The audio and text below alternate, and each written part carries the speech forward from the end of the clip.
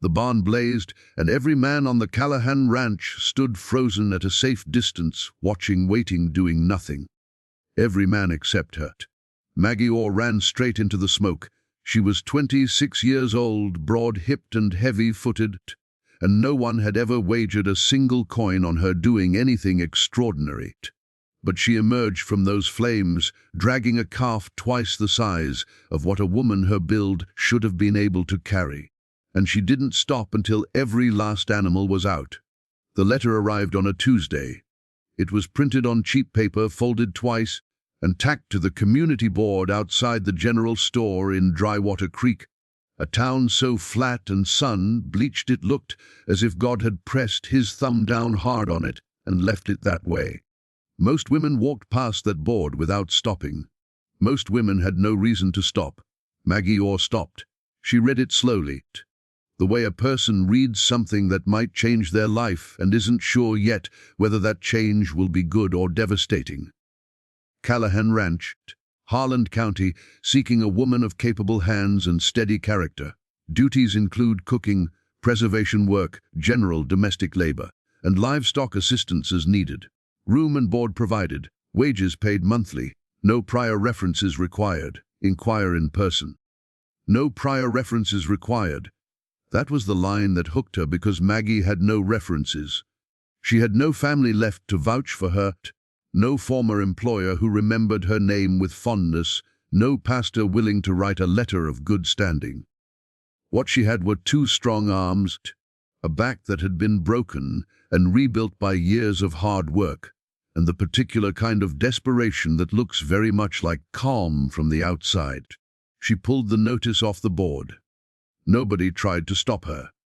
The ride out to Callahan Ranch took the better part of a morning. The man who drove the supply wagon, a wary old fellow named Doss who smelled like leather and pipe tobacco, didn't say much for the first hour. He kept his eyes on the trail and let the horses do the thinking. But somewhere around the second creek crossing, he glanced sideways at Maggie and spoke. "You know who Ethan Callahan is?" "I read the notice," she said. "That ain't what I asked." She held a bag on her lap and looked straight ahead. "I know he's a rancher who needs help." Doss made a sound low in his throat, something that wasn't quite a laugh. "He's a man who had 63 head of cattle at the start of spring, got 31 left, lost his 2 best ranch hands to the railroad, and his foreman quit in April." He paused. "And his cook walked out 3 weeks ago and ain't been replaced." Maggie was quiet. "Why'd the cook walk out?" "Because Ethan Callahan," Doss said carefully, "is not an easy man to work for." Well, she turned to look at him then. "No." Doss shook his head. "No, he ain't cruel. He's just," he searched for the word, "exacting. Got a way of looking at you that makes you feel like you ain't quite measuring up, even if you're doing everything right." He paused again. "And he don't talk much? Some folks find that unsettling." "I don't need him to talk," Maggie said.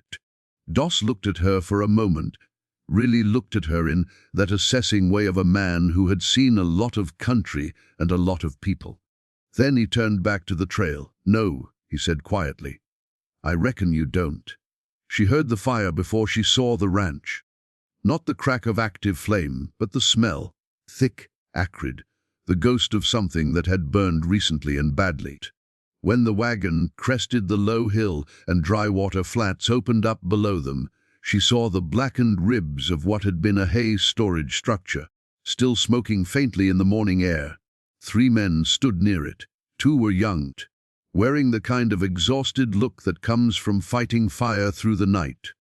The third was tall, standing slightly apart from the others, looking at the remains with his arms crossed and his jaw set in a line that told her nothing and everything at the same time. That was Ethan Callahan. She knew it without being told.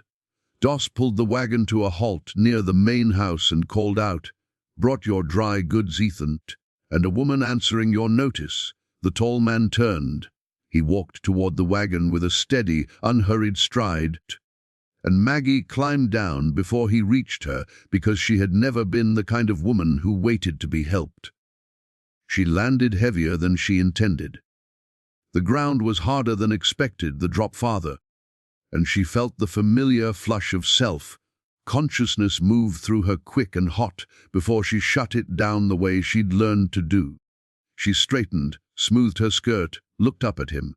Ethan Callahan was handsome in the specific way the West produced sometimes, not polished or pretty, but constructed as if years of outdoor work had stripped away everything unnecessary and left something functional and hard. Dark hair a little long, a jaw that hadn't seen a razor in several days, eyes the color of dry summer grass and about as warm. He looked at her. Not the way men in town looked at her, with dismissal that moved from her face down to her body and stopped there like a door slamming shut. He looked at her the way someone looks at a fence that needs mending, taking in the situation, calculating what it would require. "You answered the notice," he said. "I did. You've done preservation work before." "Yes. Salt beef, lard rendering, dried fruit, smoked pork if you have the setup for it. Livestock. My family ran a small operation until..." She stopped, restarted. "I know cattle well enough." He held her gaze for another moment. Then he looked past her at Doss. "She'll take the room off the kitchen," he said, and walked back toward the burned structure without another word. Doss leaned down from the wagon seat and lowered her bag to her. He was almost smiling. "Told you he don't talk much," he said. The kitchen was a revelation, not in a good way. Pots unwashed, flour spilled and dried on the counter. A side of bacon left out uncovered long enough to have started turning. The fire in the stove was cold and had been cold for some time. Maggie stood in the doorway for a long moment, taking the measure of it. Then she rolled up her sleeves. She had the kitchen cleaned, the fire lit, a pot of beans started, and the bad bacon dealt with before the sun had moved 2 hands across the sky. She wasn't rushing. She wasn't trying to impress anyone. She was simply working the way she always worked. Steadily, without drama, moving from one problem to the next because problems didn't fix themselves, and standing around thinking about them didn't help either. She was elbow deep in bread dough when Cale Whitman came through the back door. He stopped when he saw her. He was older, 50-something, built like a post with a face, like weathered saddle leather and eyes that missed nothing. He looked at the clean counter, the lit stove, the fire. Then he looked at her. "You must be the new one, Maggie Oor?" Cale Whitman. Oh, he didn't offer his hand. He tilted his head toward the pot. "What's in there?" "Beans. I'll put salt pork in once they're soft. There's cornbread coming." She glanced at him. "When does the crew usually eat?" "Noon and sundown. But there ain't much of a crew left." He paused. 2 boys and me and Ethan. "When he remembers to come in, does he forget to eat?" "He forgets everything that ain't the ranch." Cale walked to the window and looked out toward the burned structure. "We lost 9 tons of hay last night. He was up all night trying to save what he could." She worked the dough for a moment. "How bad is it?" she asked. He was quiet long enough that she looked up. "Bad enough," he said, "for summer. Water's low. We got cattle dropping weight, and we ain't got the feed to build them back up. Lost the Dawson contract last month because we couldn't guarantee numbers." He said it flat, without self-pity, the way men like him reported disaster as weather, as fact. "If something don't change before October, there won't be a Callahan Ranch to speak of." Maggie shaped the bread into the pan. "What burned?" she asked. "In the structure. Winter hay reserve." He turned from the window. "All of it." She absorbed that. "Was it accident?" she said. Something shifted in Cale's face just slightly. "That's the question," he said, and left the kitchen without another word. She served lunch to 4 men who barely looked at her. The 2 younger hands, boys really, 19 and 20 at most, ate fast and kept their eyes on their plates. Cale ate slowly and said nothing. Ethan Callahan came in last, sat down, and consumed an entire bowl of beans and 2 pieces of cornbread without appearing to taste any of it. He was reading something, a ledger, she realized, pages of figures, while he ate. flipping through it with one hand and using the other to bring food to his mouth. She refilled his water glass without being asked. He didn't acknowledge it. She went back to the kitchen. She wasn't offended. She had worked in enough houses to know that acknowledgement was a luxury, not a guarantee. And she hadn't come to Callahan Ranch to be appreciated. She had come because she needed wages and a roof, because the notice had said no references required, because she was 26 years old with nothing left to lose. And she had learned a long time ago that when you have nothing left to lose, you might as well go straight at the hardest thing in front of you. She was washing the noon dishes when she heard the argument. It came from outside. Two voices, both male, one Ethan's low, controlled tone and the other higher, harder, belonging to someone she hadn't met. She didn't stop washing, but she listened. Can't keep hemorrhaging losses like this, Callahan. The Dawson contract was the last cushion you had. I know that, Greaves. Do you? Because from where I'm standing, it looks like you're running this place on stubbornness and prayer. That's always been enough before. A short, ugly laugh. Before. But this ain't before. The water table's dropping. Your north pasture is 2 weeks from being useless. You've got no winter feed now, God knows why. A pause heavy with implication. And no buyer is going to touch your operation in this condition. I didn't ask for a buyer. You might not have to ask. Depending on how the next 2 months go, you might not have a choice. The voice shifted, became something almost friendly, which made it worse. I'm only saying, Ethan, if you're open to it, there are parties interested in this land. Good money, enough to start clean somewhere smaller, somewhere the water table don't hate you. A long silence. Get off my land, Greaves. Footsteps. The sound of a horse. Then nothing but wind. Maggie dried the last bowl and set it on the shelf and thought about what she'd heard. She thought about the burned hay. She thought about the word Cale had used. That's the question. When she had asked if the fire was an accident, she was beginning to understand the shape of something, though she didn't yet have all its edges. That evening, she carried the supper, time coffee out to the porch, where Ethan was sitting with the ledger again. He looked up when she set the cup down. You don't have to do that, he said. The hands can get their own. It's no trouble. He watched her turn to go, Oor, he said. She stopped. Where'd you come from before this? She turned back. He was looking at her directly, that same assessing look, but something different in it now. Something that might have been curiosity. Off and on, she said. I worked a kitchen outside of Harding for 2 years. Laundry before that. Family farm before that. Family farm where? East of here. It's gone now? He looked at her for a moment. Gone how? She met his eyes. Drot then debt. Then it wasn't ours anymore. She paused. I know what the end of a thing looks like, Mr. Callahan. If that's what you're trying to find out. Something crossed his face that she couldn't name. That ain't what I was trying to find out, he said quietly. She waited. He looked back at the ledger.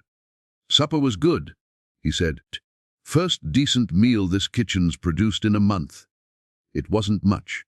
It wasn't anywhere near much, but it was something. She went back inside and stood in the kitchen in the warm dark, and she let herself feel it for exactly 1 moment.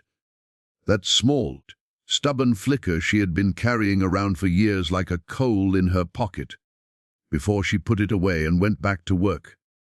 She was up before dawn. The ranch was quiet in that particular way of places that are exhausted, not peaceful, depleted. She made a fire in the stove and started coffee and stood in the back doorway while it heated, looking out at the land. It was dry, visibly, obviously dry, the kind of dry that accumulates over months and leaves its mark on everything. The grass in the near pasture was low and pale, the color of straw rather than green. The creek she could see from the doorway was narrow, barely moving. The cattle she could hear in the far pen sounded thin, but she looked past all of that. She was looking at the land the way she had always looked at land. The way her father had taught her before the drought took him, and the bank took everything he'd worked for. reading it the way other people read words on a page. The slope of the terrain, the direction of drainage, the places where the earth color changed. And there, at the base of the low ridge to the north, she saw something, a slight depression, a different color, darker despite the drought, a line of scrub vegetation that suggested something underneath, something the surface was hiding. She stood very still. It might be nothing. It might be everything. She didn't say anything to Ethan that morning. She didn't say anything to Cale either. She served breakfast, cleared it, spent the morning in the kitchen, and in the early afternoon she told the younger of the two hands, a gap-toothed boy named Perry, that she needed to check the north fence line for a supply question. And could he point her in the right direction? He pointed her in the right direction. She walked out there alone. The ridge was farther than it looked. The day was hot, and by the time she reached the base of it her dress was soaked through and her feet were aching. But she stood at that darker patch of earth, crouched down, and put her hand against the soil. It was cool, distinctly cool, slightly damp under the surface crust. She closed her eyes. Water, she thought. There's water here. Not at the surface, deep, maybe 8 feet, 10 feet, maybe more, but it was there. She was certain of it, with the kind of certainty that didn't come from logic but from something older. Something that years of watching and working and listening to the land had built inside her without her quite knowing when it started. She stood up. She looked at the ridge, at the angle of the slope, at the old fence line running east, west along its base, and she started to understand something about how the water on this property moved, or rather, how it had been stopped from moving. That old fence, the posts sunk deep the way they used to do it back, when ranchers didn't think about what was underground, driven straight through something, disrupting something. She stood there a long time. Then she walked back to the ranch house. Ethan was in the yard when she returned, talking to Cale in low tones that stopped when she came into range. He looked at her, at the state of her, dust-covered, sweat-soaked, coming undone. "Where have you been?" he said. She looked at him steadily. "Walking the north pasture," she said. "That wasn't part of the arrangement." "No," she agreed. "But I think we need to talk about your water situation, Mr. Callahan." Something flickered in his face. "And what do you think you know about my water situation?" She took a breath. "I think," she said carefully and clearly, "that you have more water on this property than you know about. And I think that old fence line along the north ridge might be the reason you can't get to it."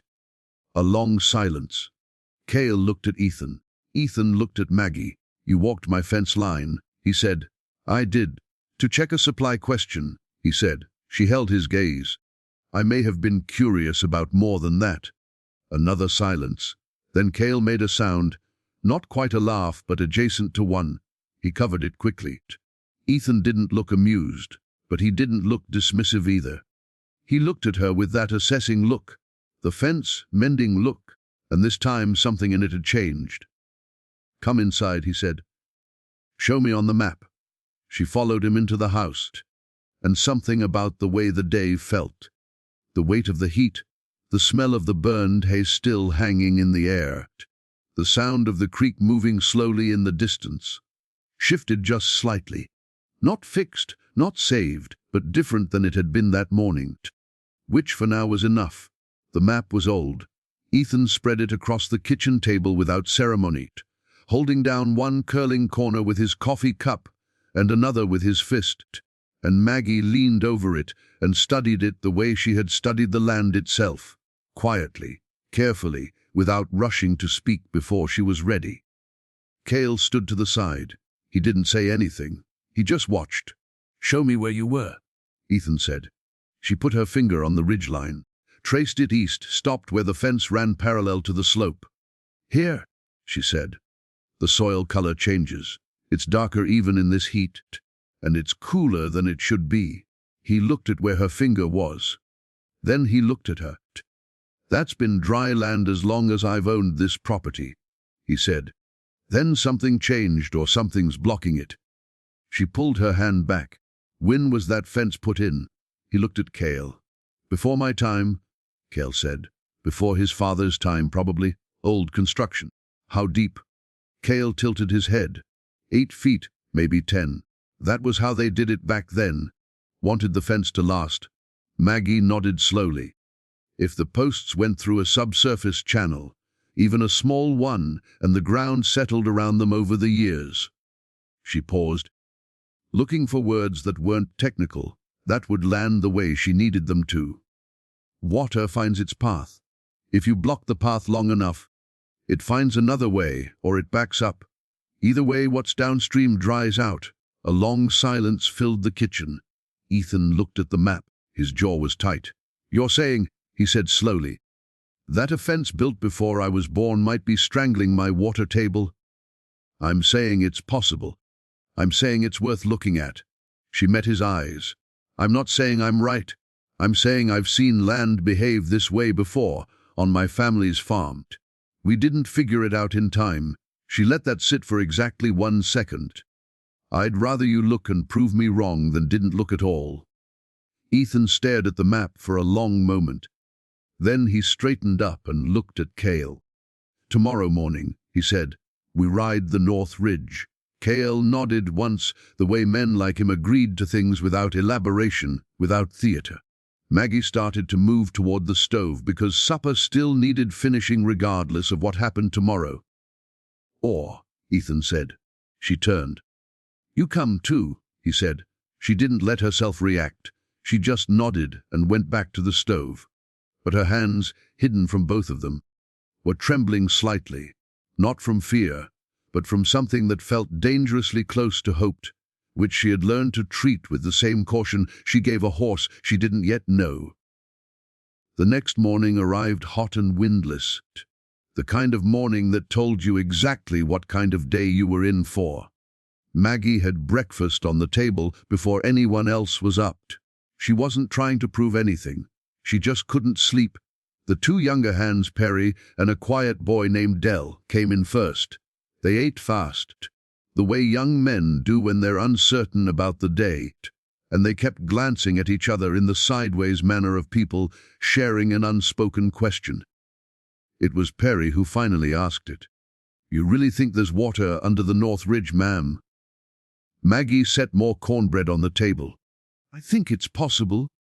'Cause Dell and me, we walked that land plenty of times. Never seemed like anything special. Most things don't seem special until you know what to look for. Dell looked up. He was 18, maybe, with a face still carrying the last of its boyishness. What do you look for? She considered that. Color, she said. Temperature. The way plants grow where they shouldn't be able to. The way the earth settles in some spots and not others. She paused. Land talks. Most people just don't know the language. Dell was quiet for a moment. Then he said with unexpected seriousness, You sound like you grew up on land. I did, she said. Until I didn't. She didn't explain further. She didn't have to. Dell nodded like he understood, the way young people sometimes understand loss instinctively, even when they haven't lived it themselves. Cale came in next, poured his own coffee, stood by the window. Ethan came in last. He sat down, ate quickly, didn't look at the ledger. That alone told Maggie something. That his mind was already on the ridge, already out there running possibilities she didn't have full access to yet. He pushed back from the table and stood. Let's go, he said. They rode out in a line, the 4 of them, Ethan leading, Cale to his left. Maggie on a steady older mare that Cale had saddled without being asked. Perry trailing behind because Dell had been left to watch the cattle. Maggie hadn't been on a horse in 2 years. Her body remembered before her mind did.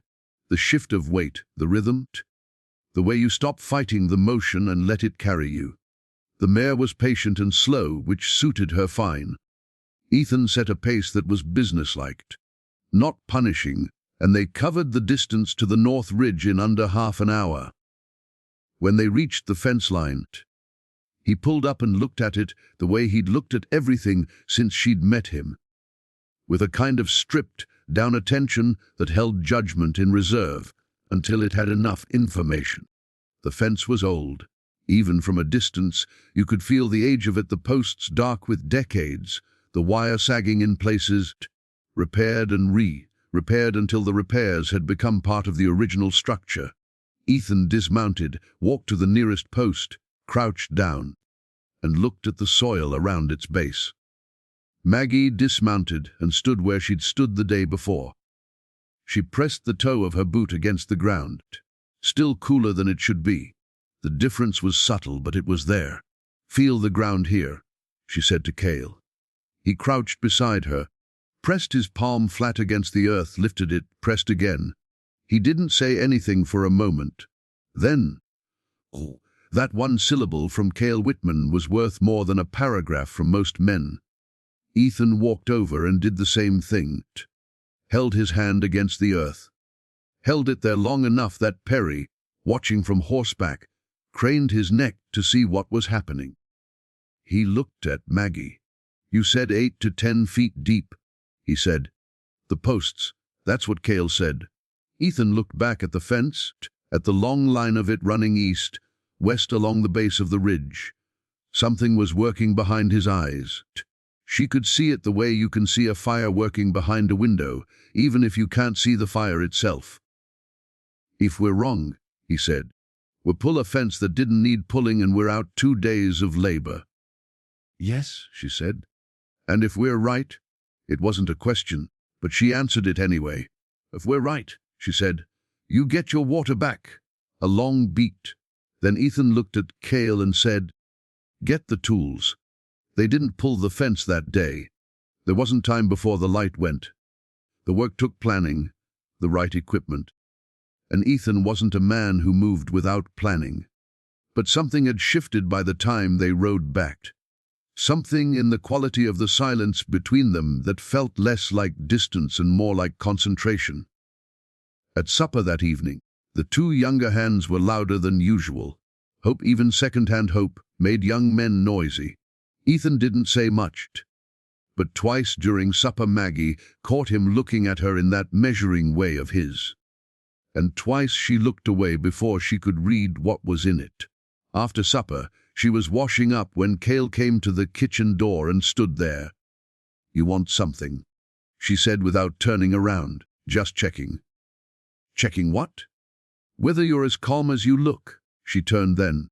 He was leaning in the doorway with his arms crossed and that weathered face giving away exactly nothing, as usual. "I'm not calm," she said. "I just don't see the use in showing it." Something moved at the corner of his mouth. Smart woman. But she turned back to the dishes. "Cale," she said. "The fire. The hay. You didn't think it was an accident." A pause. "I didn't say that." "You didn't have to." She set a pot on the shelf. "And the man who came yesterday, Greaves, he was talking about buying this land." A longer pause. "I reckon you've got good ears," Cale said. "I reckon I do." She turned to face him again. "Is there a connection?" He looked at her for a long moment with those flat, sharp eyes. "That's a heavy thing to suggest about a neighbor," he said. "I'm not suggesting it to the neighbor," she said. "I'm suggesting it to you." Another pause, longer this time. "I think," Cale said carefully, "that it would be worth paying attention to what happens next and who benefits from it." Then he pushed off the doorframe and walked out. And Maggie stood alone in the kitchen with the knowledge settling into her like water into dry earth, slow, deep, and going nowhere. The next morning, she found a dead calf. Perry found it first, technically, and came running to the house, white-faced and young, looking in a way he hadn't been the day before. She was the one who got to him before Ethan did, and she was the one who walked out with him to the east pen and looked at it. It wasn't starvation. She could see that immediately. The calf was underweight. All the cattle were underweight. But this wasn't death from hunger. The body told a different story. Stiffened in a way that wasn't right, eyes gone in a way that wasn't right. She stood there for a moment. She was not a veterinarian. She did not know for certain what she was looking at. But she had lived on a farm, and she had watched animals die in every way that animals die. and something about this was wrong in a way that went beyond the drought. Ethan arrived. He stood beside her and looked at the calf, and his face went very still. "When?" he said to Perry. "Sometime in the night. Dell found him at first light." Ethan crouched beside the animal. He looked for a long time without speaking. Then he stood up. "Remove it," he said, "and check every animal in that pen before you do anything else today." Perry went. Ethan didn't move. Maggie said quietly, "Ethan." He looked at her. It was the first time she'd used his first name. She hadn't planned it. It had just come out because the situation required it. Because what she was about to say needed to be heard by a person, not by an employer. "That's not how an animal dies from drought," she said. He held her gaze. "No," he said. "It isn't. You need to check the water trough in that pen, where it's coming from, whether anything got into it. You think someone?"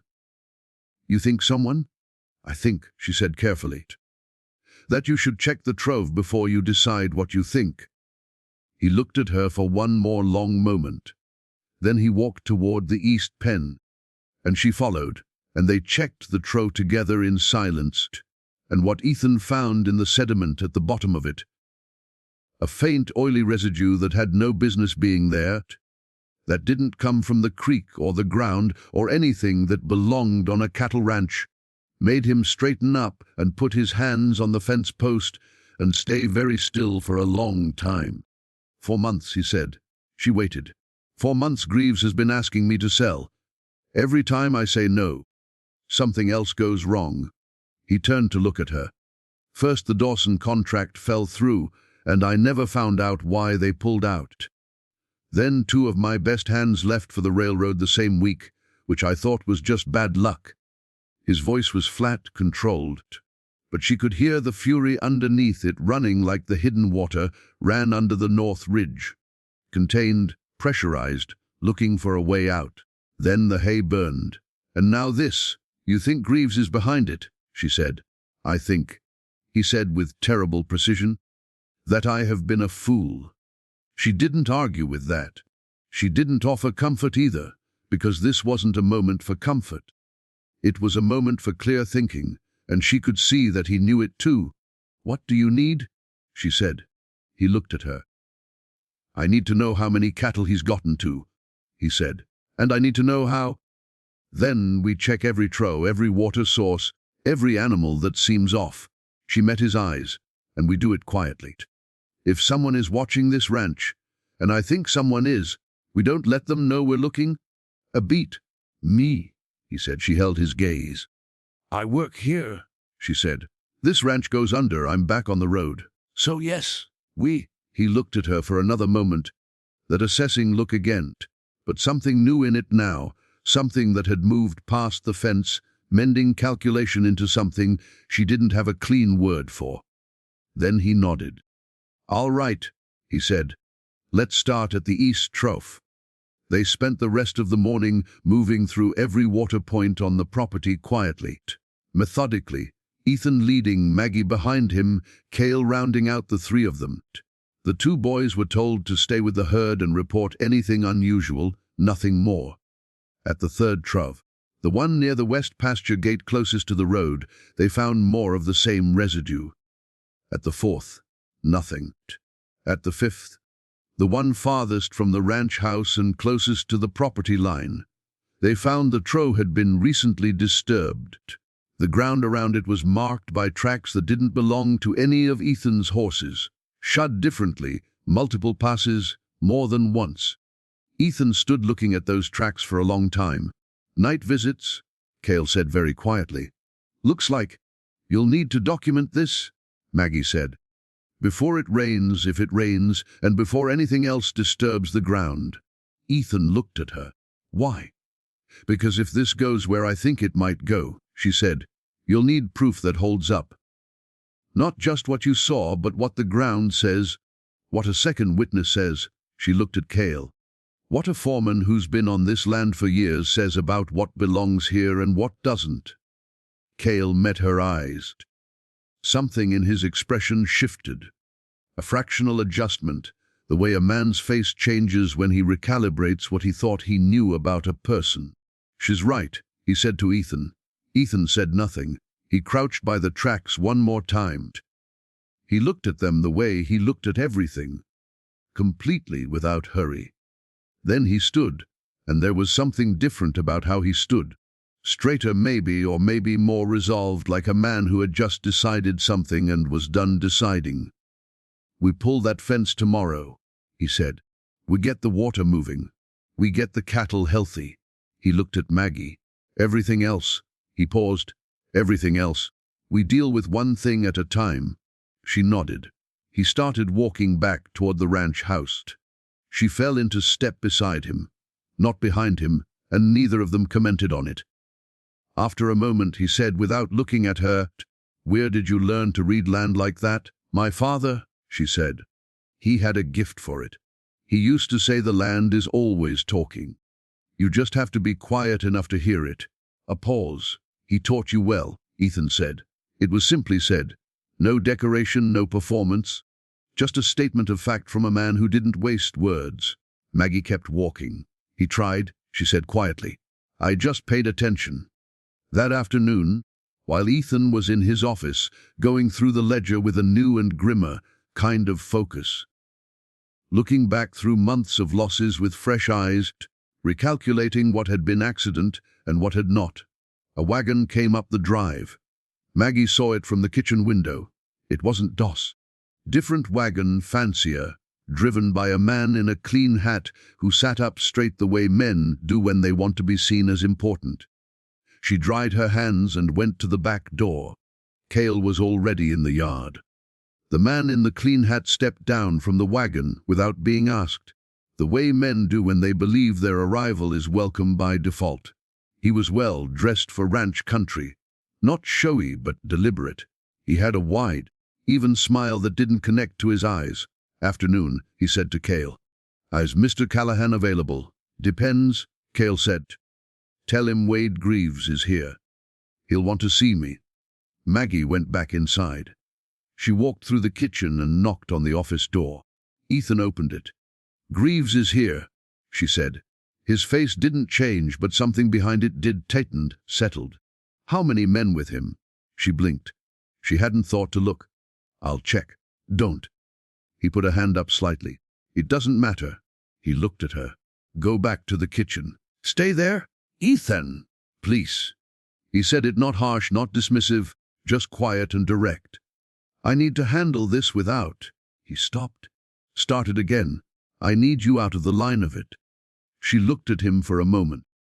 "All right," she said. She went back to the kitchen. She didn't stay in it. She went to the window that looked onto the yard, stood to one side of it where she couldn't be seen from outside, and she watched. Ethan came out of the house and walked toward Greaves with a steady, unhurried stride and a face she couldn't read from this distance. Greaves smiled at him, that wide, even smile, and extended his hand. Ethan didn't take it. The smile didn't falter, but something behind it adjusted. She couldn't hear what they were saying. She could see the way they stood, Greaves leaning slightly forward, the posture of a man pressing an advantage, Ethan absolutely still, the posture of a man who has decided not to be moved. The conversation was short. Whatever Ethan said at the end of it made Greaves's smile drop for the first time, just for a second. Then it was back, but it had changed quality, thinner, cooler, the smile of a man who files things away for later. Greaves got back in his wagon. He drove out of the yard at the same unhurried pace he'd arrived at. And that deliberate calm, she realized, was its own kind of statement. Ethan watched him go. Stood in the yard watching until the wagon was out of sight. Then he turned and looked directly at the kitchen window, directly at her. She hadn't been as hidden as she'd thought. She didn't move. She held his gaze through the glass. He held hers for a moment. Then he walked back inside, and a moment later she heard his office door close, and the ranch settled back into its particular exhausted quiet. She turned from the window. Her heart was beating faster than the situation strictly required. She told herself it was because of Greaves. Because of the trough, the tracks, the dead calf, the months of losses, Ethan was now re-examining with new and furious clarity. She told herself that. She even almost believed it. She put the kettle on and went back to work. And outside, the sun moved steadily toward the ridge, and the land lay quiet under it, dry and waiting, holding its secrets the way it always had, patient below the surface, biding its time until someone finally listened. They pulled the fence on a Thursday. It took all four of them, Ethan, Cale, Perry, and Dell, working from first light with iron bars and muscle, and the particular kind of determined silence that comes over men when they are doing something that matters, and they know it. Maggie kept water and food coming, and she watched from close enough to observe without being in the way. And she catalogued every post that came out of the ground the way her father had taught her to catalogue things, not in writing, but in her body, in the part of her that stored information the way dry earth stores heat. The seventh post was the one. She knew it before they pulled it. Something in the way the ground around it sat, the way the earth had compacted differently in that spot over years and decades. She didn't say anything. She waited. When the post came free, the hole it left was wet. Not damp, wet, dark and gleaming at the bottom, the way a wound is dark before it bleeds. Perry saw it first and made a sound that wasn't quite a word. Dell dropped to his knees beside the hole and put his hand in it and pulled it back up with mud on his fingers and stared at it like he was holding something holy. Cale looked at Ethan. Ethan looked at Maggie. She didn't let herself smile. Not yet. It was too early for smiling. They had a hole in the ground and wet mud and a long way to go before any of it meant what they needed it to mean. But she let herself breathe fully for the first time in days. And she held his gaze for one steady moment, then looked back at the hole. "Pull the next 3 posts east," she said, "and the next 3 west. Give the channel room to move." Nobody questioned it. They pulled the posts. By midday the water was moving, not gushing, nothing so dramatic, but a slow, dark seep that widened steadily as the earth adjusted to the pressure it had been carrying for years, maybe decades, finally releasing. It moved east along the natural slope of the land, following a channel that had been there long before any fence, long before the Callahan family put their name on this ground. Ethan stood at the edge of it and watched it move. Maggie stood beside him. She wanted to say something. She had a dozen things she could have said. Practical things, next steps, what to do to direct the flow. How long before they'd see a difference in the east troughs? She said none of them. Because this was his land and his water and his moment, and some things need to be felt before they can be discussed. "My father dug this land by hand," Ethan said. He wasn't talking to her exactly. He was talking to the ground or to the air, or to whatever version of the past had decided to show up that morning. 40 years ago. Told me this was the best piece of land in Harland County. He paused. I used to believe him without question. "You can believe him again," she said quietly. He looked at her. The morning light was harsh and direct, and it showed everything without mercy, the exhaustion in his face, the dust in his hair, the way his jaw was set against something that was equal parts grief and relief. He looked like a man standing at the edge of a thing that had almost taken him, looking back at how close it had gotten. "How'd you know?" he said. "About the fence." "I didn't know," she said. "I thought I saw something." "There's a difference. You were certain enough to say it. I was certain enough that the cost of being wrong was less than the cost of saying nothing." She met his eyes. "That's not the same as knowing." He held her gaze for a moment longer than was necessary. Then Cale called from 30 feet away that the eastern flow was picking up speed, and the moment broke. And they both moved toward the work that was still waiting for them. And the water kept moving, slow and dark and relentless, the way things move when they've been stopped too long. The cattle found the water before noon. That was the thing about cattle, they knew. You didn't have to lead them to it or show them what it was. Something in them recognized water the way starved things recognize food. And the first one that caught the scent changed direction without any human guidance. And the rest followed with that particular purposeful urgency of animals that have been wanting something for a long time.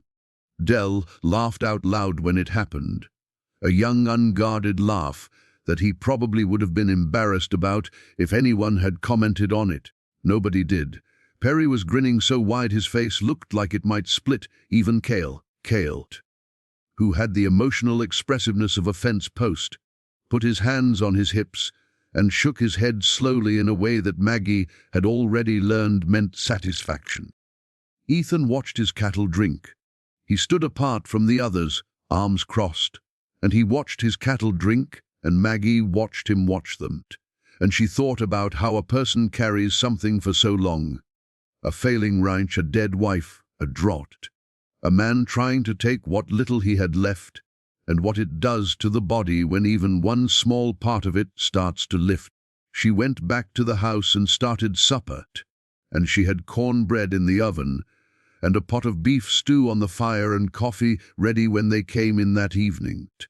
And for the first time since she'd arrived, the kitchen felt different, fuller, louder. The boys talking over each other and Cale contributing the occasional dry observation that somehow made everything funnier than it already was. Ethan came in last as always. He sat down, he looked at his plate, he looked up at her. "Thank you," he said just that. 2 words, said the way he said everything directly, without ornament. But from Ethan Callahan, 2 words meant more than most men's speeches. "Don't thank me yet," she said. "The water's moving. That's the beginning, not the end." He almost smiled. It was such a small thing, just the faintest adjustment at the corner of his mouth. But she caught it, and it stayed with her longer than it should have. 2 days later, Wade Greaves came back. This time, he brought a lawyer. Maggie saw them from the kitchen window, the fancy wagon and a second horse, Greaves in his clean hat, and beside him a thin man in a dark coat who carried a satchel and the particular air of someone accustomed to delivering news that other people find unpleasant. She went to the office door without hesitating. "Greaves is back," she said. He brought someone. Ethan was already standing. He'd heard the wagon, she said. His jaw tightened. "Stay close," he said. She blinked. "I thought you wanted me out of the line of it." "That was before." He looked at her steadily. "You've been on this property. You've seen things. If this goes where I think it's going—" He stopped. "Just stayed close." She stayed close. They walked out together, and Maggie noticed, and she didn't think it was her imagination, that Greaves noticed it too. Noticed the ease together of it. His eyes moved from Ethan to her and back again with a quick recalibrating look that he covered immediately with his standard issue smile. "Callahan," he said. "Good afternoon. This is Mr. Aldous Hicks. He represents the Consolidated Land and Cattle Trust out of Fort Worth." Ethan said nothing. Hicks opened his satchel with practiced efficiency. "Mr. Callahan, my clients have authorized me to present you with a formal acquisition offer for the entirety of the Callahan Ranch property, including all water rights, structures, and existing livestock." He produced a document. "The offer is generous given current market conditions and a slight pause. Operational challenges your ranch has been experiencing." "Current market conditions," Ethan repeated. "Yes, sir. And what do you figure those conditions to be?" Hicks glanced at Greaves. "The drought has significantly depressed land values in this region.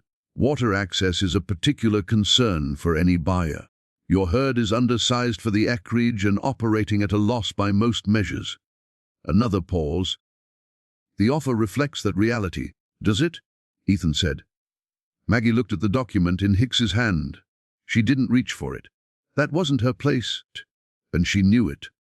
But she could see enough from where she stood. She could see the figure. It was less than half what this land was worth.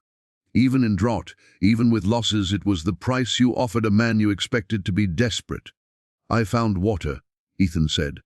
Hicks blinked. "I beg your pardon. On my north pasture. 2 days ago, Moving now, feeding the eastros, heading toward the lower pasture by end of week. He looked at Greaves, not the lawyer. Good water. Consistent flow. Enough to rebuild the herd in a season. Greaves's smile didn't move, but something behind his eyes did. That's encouraging news, Greaves said. Of course, one water source doesn't fundamentally change that. We also lost a calf, Ethan said. Funny thing, died in a way that wasn't drought and wasn't disease. Died the way an animal dies when something gets into its water that shouldn't be there. He held Graves's gaze. We documented the trough, documented the tracks around it. Tracks that came from the road from outside the property line. Silenced. It was a different quality of silence than the ones Maggie had been living in for the past week. This one had weight to it, the weight of things spoken and unspoken pressing against each other. Greaves said carefully, "That's a serious accusation." "I didn't make an accusation," Ethan said. "I told you what I found. What you do with that information is your own concern." Hicks was still holding the document. He looked like a man who wanted to be somewhere else. "The offer," he began. "No," Ethan said, simple as that, final as a door closing. Greaves looked at him for a long moment. That thin, recalibrated smile was back. "You sure about that, Ethan? Because the situation—" "Get off my land," Ethan said. He said it the same way he'd said it the first time. Quiet, flat, without heat, which somehow made it more final than shouting would have. Greaves held his gaze for 3 seconds. Maggie counted, and then he looked at Hicks and tipped his chin toward the wagon. They went. This time, Maggie noticed the wagon left at a slightly faster pace than it had arrived at. She and Ethan stood in the yard and watched it go. "He'll be back," she said when the wagon was out of earshot. "I know. Or someone will. I know that too." He turned to look at her. "That's why I need you to tell me everything you know about reading land, about water rights, about what we have and how to prove it." She looked at him steadily. "You need more than me for that. You need a surveyor. And you may need your own lawyer." "I know." He rubbed the back of his neck, the first gesture she'd seen from him that wasn't completely controlled, that showed the weight of what he was carrying. "I know. He stopped. "What?" He looked at her. "I've been fighting this alone for 4 months, he said. "And I didn't even know I was fighting. I thought it was drought. I thought it was bad luck." His jaw worked. "I was wrong about a lot of things." She held his gaze. "You're not alone now," she said. It wasn't a declaration. It wasn't soft or romantic or anything other than practical and true. She meant it the way she meant everything, plainly, without performance, because it needed to be said and no one else was going to say it. He looked at her for a long moment. "No," he said quietly. "I reckon I'm not." That night, Perry came to the kitchen after supper with his hat in his hands and an expression Maggie hadn't seen on him before. Tight-faced, uncomfortable, carrying something he needed to put down. "Miss Oor," he said, "can I say something?" She was drying the last of the dishes. She set the cloth down. "Go ahead." He worked the brim of his hat for a moment. "When you first came here," he said, "Dell and me, we said some things. Not to you, but—" He stopped. "About you. About whether someone like you belonged on a working ranch." She looked at him. "I know what you said," she told him. "Not unkindly, just plainly." He flushed. "I thought you might." He met her eyes with visible effort. "I was wrong. I want you to know that. What you did with the fence, what you've been doing since you got here." He shook his head. "I ain't never seen someone rid land like that. My father was a rancher, and he couldn't have done what you did." She was quiet for a moment. "Perry," she said, "I don't need you to admire me. I just need you to work beside me when it counts." He nodded slowly, then more firmly. "Yes, ma'am." "Good."